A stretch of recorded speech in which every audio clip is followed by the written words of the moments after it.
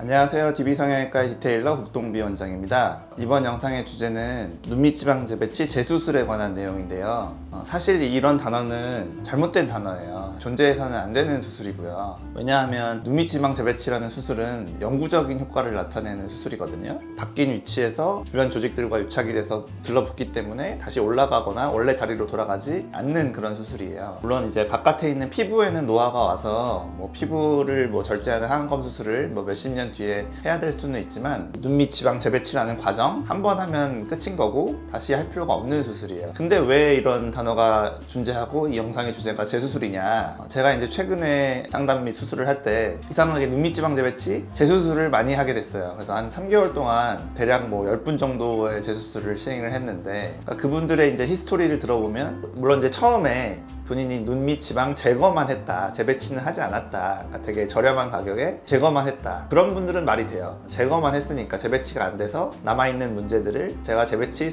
재수술을 할 수도 있죠. 근데 이제 분명히 자기는 눈밑 지방 재배치 수술을 받았다 라고 알고 계신데 눈밑이 다시 불룩해지고 눈물고랑이 진하게 남아있는 그런 케이스들이 있다는 말이죠. 그 말은 이전 첫 수술 때 눈밑지방 재배치를 제대로 안 했다는 뜻밖에 되지 않아요. 예전에 만약에 수술이 제대로 되어 있는데 이런 거면 제가 다시 해도 효과가 떨어질 것이고, 재배치를 하지 않으셔서 이런 거라면 저는 제대로 할 거니까 효과가 있을 것입니다. 이거는 이제 수술장에서 수술 들어가 봐야만 알 수 있습니다 라고 말씀을 드려요. 근데 이제 그런 분들 10명을 열어서 들어가 보면 8, 9명은 재배치가 안 돼 있어요. 그게 한마디로 사기당하신 거죠. 지방 재배치를 한다고 해놓고는 하지 않은 지방만 제거했다든지 아니면은 고비라고 하는 우리 전기 소작기로 지져서 약간 수축시켜서 일시적으로 좋아져 보이게 하는 수술을 빨리 하기 위해서 그렇게만 해주고 나오는 그런 수술 병원들에서 수술하신 경우에는 들어가 보면 딱 티가 나고 아래쪽까지 들어간 흔적이 전혀 없으세요.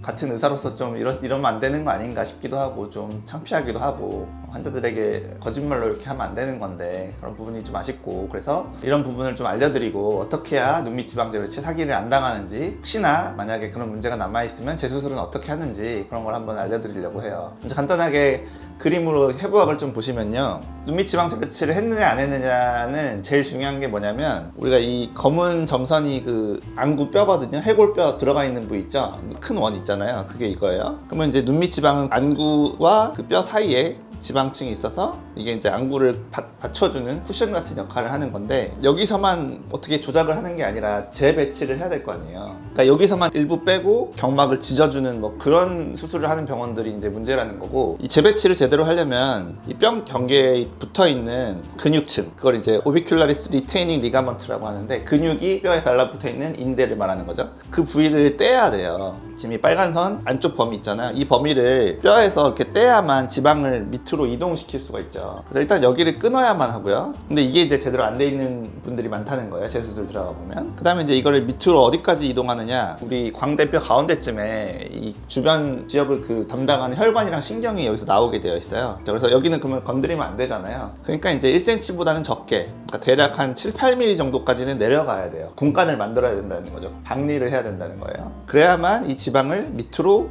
이 공간으로 내릴 수가 있는 거죠. 그랬을 때 여기가 불룩했던 부분들이 내려가고요. 밖에서 봤을 때는 눈물고랑이라고 하는데, 그 부위가 지방으로 채워져서 이 부위가 전체적으로 매끈하게 평평하게 불룩불룩한 그런 모습이 사라진다. 이게 이제 눈밑 지방 재배치거든요. 그림으로 보면 간단하고 1cm 안 되게 7, 8mm만 내려가면 된다고 하는데, 이걸 왜 안 하느냐, 이게 결국 시간이 걸리기 때문이에요. 그리고 이거를 그림으로 그리니까 이제 쉬운데, 실제로 수술을 하는 과정에서는 눈 안쪽으로 우리가 결막을 통해서 들어가잖아요. 그러니까 굉장히 시야도 좁고 좁은 창을 통해서 들어가서 이 작업을 해야 되기 때문에, 이건 이제 굉장히 큰 혈관이니까 절대 건드리면 안 되는 거고, 모세 혈관들은 많이 분포를 하잖아요. 그런 혈관들을 건드리고 수술을 하다 보면 또 지혈도 해야 되고, 미리 지혈도 해야 되고, 만약에 피가 나면 또 지혈도 해야 되고, 이런 과정들이 이제 다 시간이 걸리는 작업이고, 그렇기 때문에 이런 과정을 안 해버리고 검은 점선 위에서만 수술을 하고는 재배치를 했다라고 거짓말을 하는 병원들이 있다는 거예요. 그래서 이 부분을 굉장히 조심하셔야 되고, 재배치를 했는지 안 했는지 제대로 아는 방법은, 그러니까 저 같은 경우에는 사실 지방을 밑으로 재배치한 다음에 고정을 외부에다 하기 때문에 더 밑에 쪽이 코 옆에 볼 쪽에 이제 실을 빼서 고정을 하거든요. 외고정을 하는데, 외고정 돼 있으면 그건 100% 재배치한 거예요.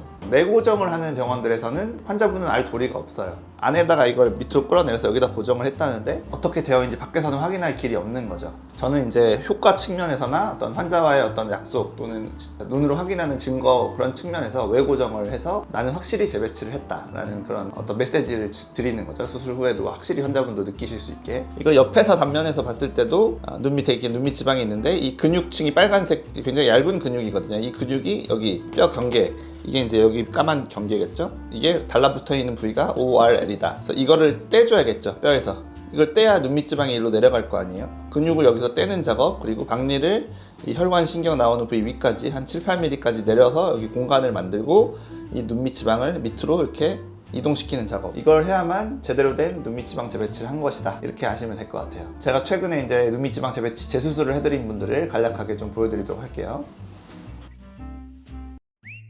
이 첫 번째 케이스 보시면 45세 여성분인데 20년 전에 이분은 지방 제거를 했다고 분명히 기억하고 계셨어요. 본인은 재배치를 하지는 않았다. 밑에 보면 재배치를 안 하는 흔적이 남은 것이, 눈밑 지방이 다시 불룩해지는 것은 제거를 하든 재배치를 하든 그럴 수 있지만 이 밑에 눈물 고랑 있잖아요. 눈물 고랑이 진하게 남아있다는 것은 재배치를 안 했다는 증거죠. 그래서 이분은 뭐 확실히 말씀하셨으니까 제가 재배치 재수술을 하면 효과를 볼 것이다 라고 해서 이제 수술했고, 이분 7일째 사진인데 다른데 지방 이식도에서 눈이 좀 많이 부었는데요.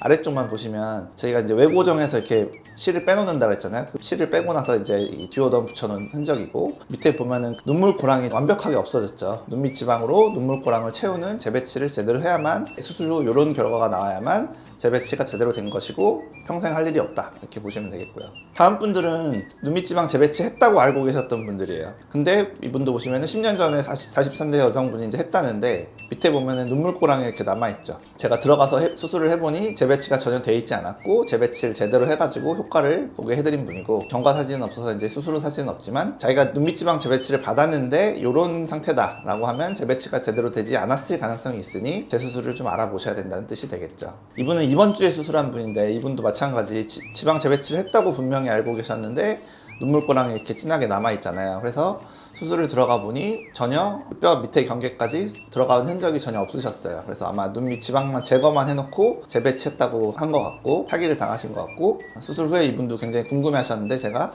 재배치가 안 돼 있어서 제대로 해드렸다, 그러니까 이번 수술은 효과가 있을 것이다, 이제 이렇게 해서 수술은 잘 됐고 실 뽑기 전이라서 경과 사진은 없죠. 그러니까 이런 상태가 눈밑이 재수술 제대로 안 된 상태다 라고 보시면 돼요. 그 다음에 이제 하안검 수술하시는 분들 중에도, 하안검 수술은 이제 피부를 절제하는 수술이니까 눈밑 지방 재배치를 뭐 한다 안 한다 이런 언급을 잘 안 하는 병원들이 있거든요. 저 같은 경우에는 이제 하안검 수술할 때 당연히 눈밑 지방 재배치를 같이 하지만, 예전에 한 30년 전 또는 뭐 지금도 그런 분들이 계시지만 아무튼 피부 쪽만 수술하고 또는 지방을 약간만 제거만 한다든지 이런 분들이, 이분이 보시면 이제 50세 남자분이 3년 전에 하안검을 하셨다는데 눈 밑에 눈물고랑이 전혀 개선이 안 된 거예요. 그래서 처음에는 약간 뭐 피부가 팽팽해져서 효과가 있나 보다 했을지 모르겠지만 큰 눈물고랑을 개선시키지 않으면 눈 아래쪽이 문제가 남기 때문에 하안검을 한 사람 같지가 않죠. 그래서 하안검은 이미 하셨고 눈이 약간 뒤집혀 있는 편이 있기 때문에 눈밑 지방 재배치로, 그러니까 결막을 통해서 안쪽으로 그것만 하자라고 해서 제가 눈밑 지방 재배치 재수술을 해드리고 나니까 오히려 하안검 한 사람 같죠. 이제서야 큰 눈물고랑들을 꼭 없애줘야만 한다, 눈밑 지방 재배치가 단독 수술이든 피부를 절제하는 하안검 수술을 같이 하든 간에 아주 중요하다라는 거를 보여주는 케이스고요. 이분은 앞에 분 남자분의 지인이신데 같은 데서 수술하셨대요, 하안검을. 그러니까 마찬가지로 그때 제가 들어갔을 때 눈밑 지방 재배치가 전혀 안 돼 있으셨어요. 그래서